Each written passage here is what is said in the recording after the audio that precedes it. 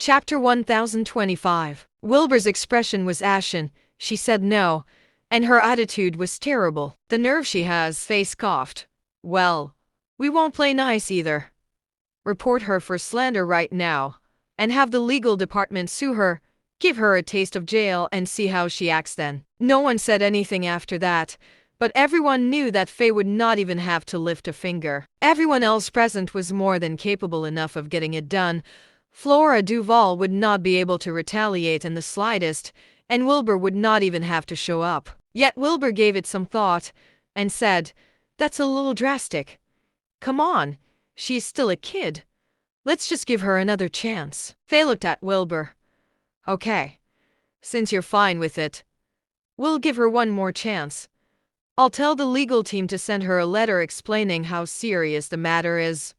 Let's hope she wakes up." Wilbur nodded, and Faye made the calls at once. Wilbur was nothing but annoyed then. He had been made viral on the internet out of nowhere, insulted and cursed for something he did not do at all. A mere look at the comments was enough to make him flare up. The comments were so vile that they had entered the territory of death threats and personal attacks on his appearance. Those insults were harsh and difficult to swallow even with how powerful Wilbur's social status and spirit energy was. Anyone would have crumbled under such pressure a long time ago. Wilbur had finally experienced just how terrifying cyberbullying could be. Just then, Elsa spoke up with a frown.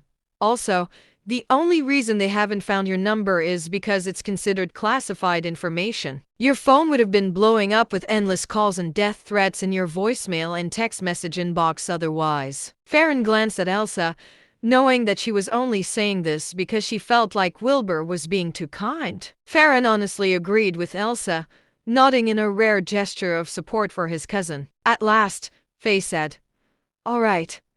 Let's not think about that for now. It's rare that everyone's here.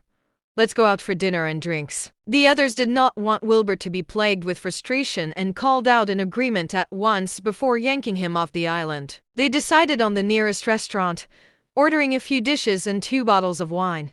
It was dinner time then, and the restaurant was considerably packed. The private rooms were all booked up as well, and everyone else sat in the common area. Just as Wilbur and his friends were happily eating and chatting, the people at the table next to them had had a few drinks and began discussing the matter from earlier. "That pervert's certainly gone viral. He bloody well deserves it. Taking upskirt photos of a young lady, he honestly deserves a fate worse than death. I'd beat the shit out of him if I were to run into the bastard." The conversation grew louder and louder, its participants getting more and more worked up. It was clear that the incident had become a national trending topic. Faye and the others pretended not to hear it, trying their best to talk over the voices and distract Wilbur with more drinks. Of course, Wilbur's senses were heightened enough for him to hear every single word around him. He could even hear the conversations happening a few tables away. Everyone was against him, and the comments only grew more and more vile. However, Wilbur pretended not to hear them as well. He had decided to give Flora a chance, and nothing was going to change his mind. Whatever anger he felt about this was his to deal with. Wilbur and his friends sat for a little over an hour. A good number of tables in the restaurant were discussing the matter the entire time. At last, Faye said, "We're almost out of wine now. Let's head back." The others hurried to nod, wanting nothing more than to get out of there. Faye got up to pay the bill, and the rest stood up to head to the exit.